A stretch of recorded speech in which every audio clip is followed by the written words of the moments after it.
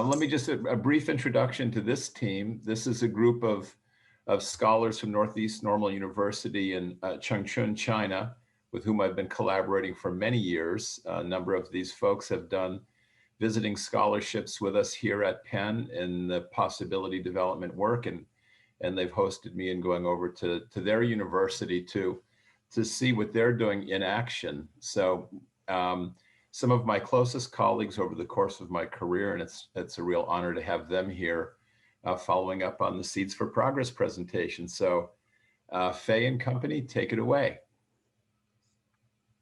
Yeah, okay, it's our turn. We'll start with Professor Gao. Yeah, hello everyone. It is my great honor to meet you here and present in this World Summit on Possibility Study. On behalf of the President of Northeast Normal University, Professor Yang Xiaohui, and all faculties in the Ideological and Political Education Center, I would like to express my most sincere congratulations on the success of this GPN Summit. The discipline of Ideological and Political Education in Northeast Normal University is one of the two key national disciplines. The Ideological and Political Education Center of Northeast Normal University is the only disciplinary innovation and research base for moral education to adolescents in China, and has been undertaking the domestic and the foreign scholar exchange high-level project supported by China Scholarship Council. The research orientation of our center mainly focuses on youth and adolescent moral development and moral education, and comparative studies of values education across the world. Over the past decade, we have established an international cooperation network with top research institutions, including but not limited to UPenn, Harvard, Stanford, UC Berkeley, Hebrew University in Israel, Sao Paulo, Moscow State University in Russia, Tsukuba University in Japan, National University of Singapore, Association for Moral Education, World Values Survey Association, etc. As you know, we have a long friendship between us and Professor Michael Nakula. Today, we gather here to discuss adolescence possibility study, which is definitely a super significant topic. First, how to help adolescents find the right goal and path for their life through right procedures is the focus of youth development research.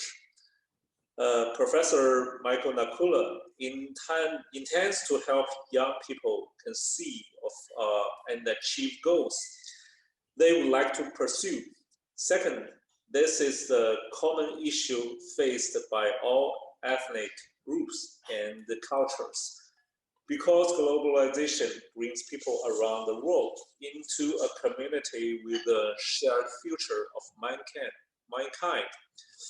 Just a couple of days ago, on July the 1st, we celebrated the centennial of the Communist Party of China. The positive development of adolescents and efficient educational intervention have always been one of the central missions of the nation and the party. What we are trying to do is to aggregate joint efforts on education to adolescents' whole person development. Mike's profound and innovative initiative of possibility study provides an efficient pathway to promote the all-around development of youngsters.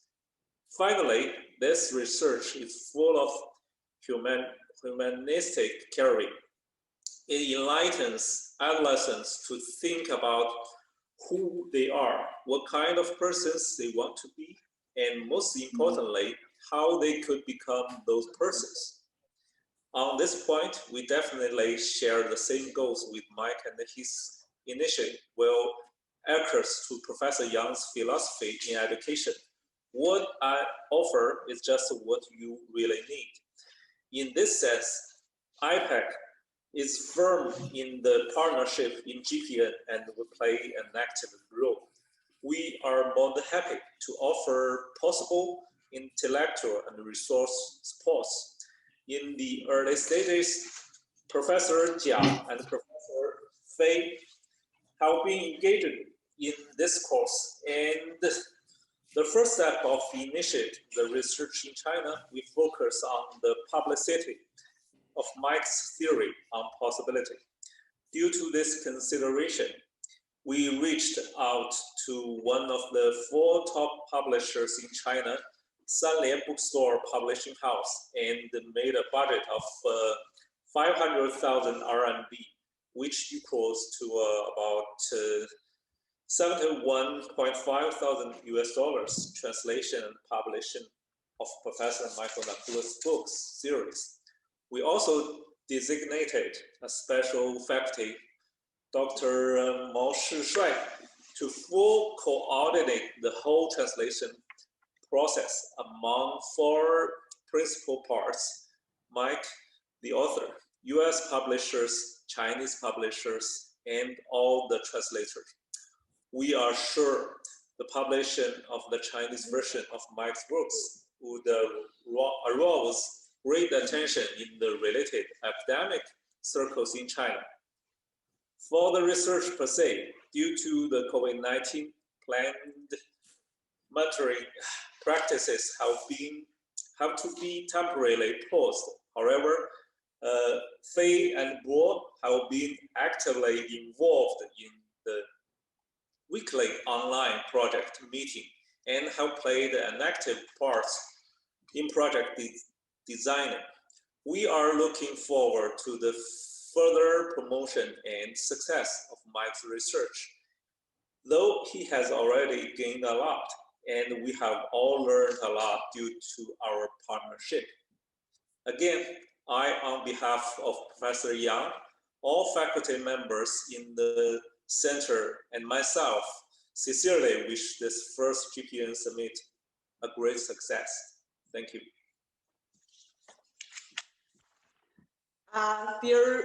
Dearest respected Professor Michael Nakula, dear friends, good morning, good afternoon, and good evening. It's a very late evening here in China. For my part, I would mainly focus on the specific plans and implementations of possibility mentoring in on China's side. I'm going to focus my part on 2 parts. First is the team building, and second is implementation procedure. For the team building part, we have already built a multidisciplinary team of 13 researchers with the background of education, psychology, and student affairs. And this 13 people research team include 1 full professor, 1 associate professor, 2 lecturers, 4 PhD students, and 7 master students. We specifically appointed a first-year PhD candidate to serve as the secretary of this team, who will follow this research for at least 4 more years and will find her successor in her 4th year before she graduates. And second part is the implementation of this project. The implementation of the possibility mentoring work and research mainly falls in 3 phases. Phase 1 is the preparation phase. And there are basically 2 steps. Step 1, we create immersive experiences. In order to keep the research design identical to those in the United States, I myself and Professor Feng visited European team and we worked together for 1 whole semester in the year 2019 in a specific mentoring and review process, so that we have both perceptual and rational knowledge of the project. And step 2 is the materials preparation and translation. With the help of UPenn team, especially those Chinese students who are working with Mike on this project, we have translated all the necessary materials for this project. We made cultural adjustments for localization when necessary. And phase 2 is the mentor training phase, which is what we are doing now. There are 3 aspects I'd like to share for the mentor training part. The basic philosophy behind this was the desire to equip our mentors with corresponding knowledge and skills. First one is course setting. We have set up a 1.5 hour per week specific a course for this learning purpose. We built it into a course design with fixed time and a multimedia equipped classroom. The general aim for this learning process for both theoretically and practically. For the theoretical perspective, mentors learn knowledges on child and adolescent development and the origin of possibility research and mentoring initiative. For the practical perspective, mentors learn qualitative and quantitative research methodologies.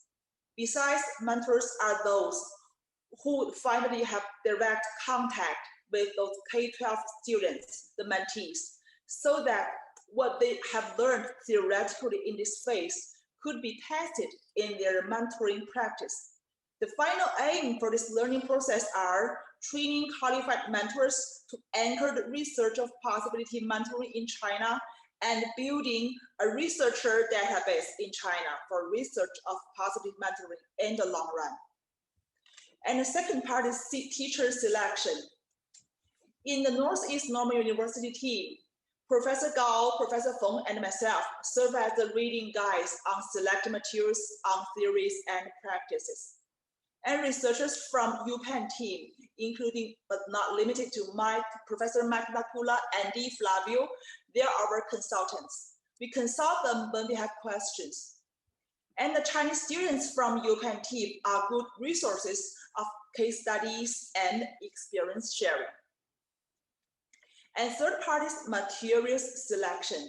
We basically select materials from 3 sources, including number 1, toolkit from the UPenn team with modification to Chinese culture. Number 2, some international theoretical and practical resources, including all Mike's book series and other books like The Power of Ideals by Stanford Professor William Damon, Cultivating Citizens by Stanford Professor Eamon Callan, and some other resources. The third is a Chinese resource for mentors to be Chinese resources, including books and articles. We prepare all these for mentors to be better so that they could better understand adolescent development in China specifically. And phase 3 is the mentoring and data collection phase. The number 1 thing to consider in this phase is the mentee choice. In order to keep Chinese data comparable to those from the United States, we follow Mike's mentee choice rule. We recruit mentees in Changchun City, a medium-sized capital city in China, in northeastern China, for students with low socioeconomic status background from middle school to high school level, most of whom are from farmer worker offsprings. Their parents were farmers and then they moved to the cities as city constructors. And we plan to do offline mentoring, which is also identical to what Mike's team has been doing in the United States. And second thing to consider in this phase is data collection. Our plan is to build test groups and comparison groups respectively, and we design this research as longitudinal. Our mentoring work will focus on first-year middle school and first-year high school students, and we trace them from a continuous of 3-year period until they go to high school or college. We are expecting to see both immediate and long-term influence of our intervention on their goal direction and choice of routes to achieve their goals. By this endeavor, we aim to build our own database on Chinese adolescent possibility development and intervention. And next up is Professor Feng's speech. Thanks to Professor Fei and Gao. Dear Dr. Nakula and hello everyone. I am Feng. It's my great honor to attend this summit and share with you my experience and thought on the possibility development in recent years, especially as a founding member of GPN in the process of the regional exploration and practice in China. In the past 2 years, our center have mainly done 3 aspects of work to support the realization of GPN in China. To put it simple, we have 3 T's. The first T is theoretical. We strengthen the theoretical research of possibility development and the process of the synthesization. This is the basic guarantee and prerequisite for the implementation of GPN. It took a year to translate Dr. Nakula's book, Understanding Youth, which will be published by one of the 4 top publishers in China. This book provides a fundamental theoretical framework of the implementation of possibility research in China. In addition, other scholars in our team have translated and written more than 20 academic books on the youth development, moral education, and values education. All of these forming a set of theoretical systems with internationalization and Chinese characteristics. It has laid a solid theoretical foundation and preparation for the development of GPN in China, and also open up the academic discourse, education standards, and the implementation steps between China and the world in the field of positive youth education. The second T is training. We organize mentors training with international vision, future awareness, and their radical foundation.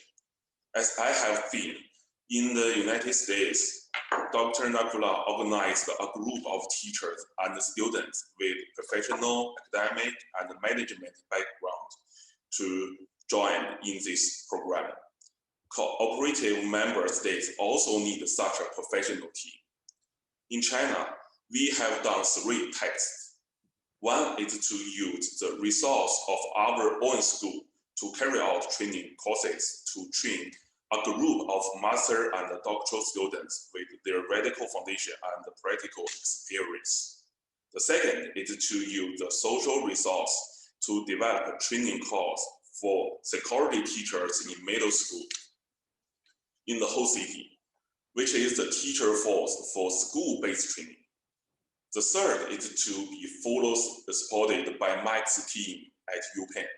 As everyone knows, the Penn GSE have many Chinese students who have also contributed a lot to the mentoring and research of this program in US.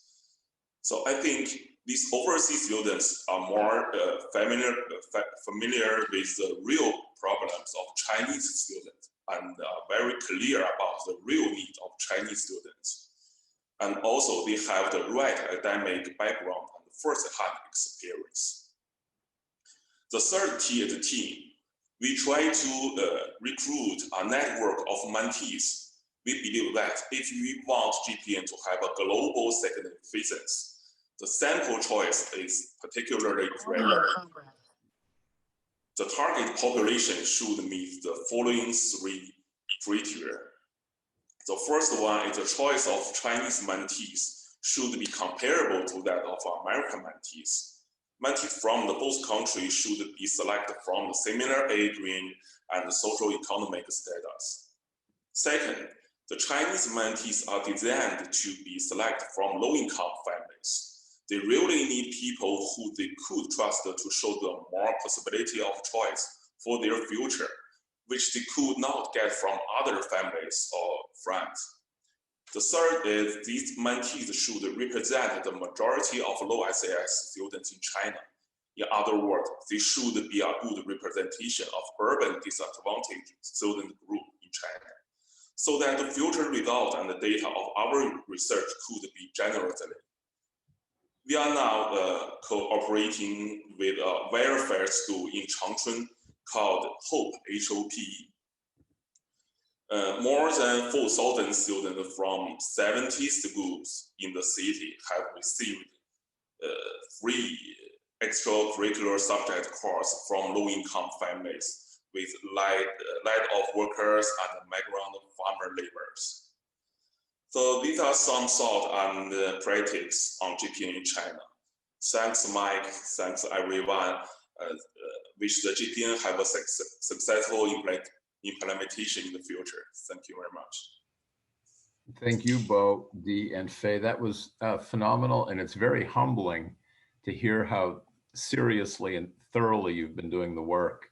And I can't thank all of you enough. It's I look forward to what comes ahead. There's no doubt that the work you're doing in China is pushing the rigor of our work here in the US and elsewhere. So lots of gratitude to all of you for that, for the fabulous work you're doing and for your partnership and for that presentation.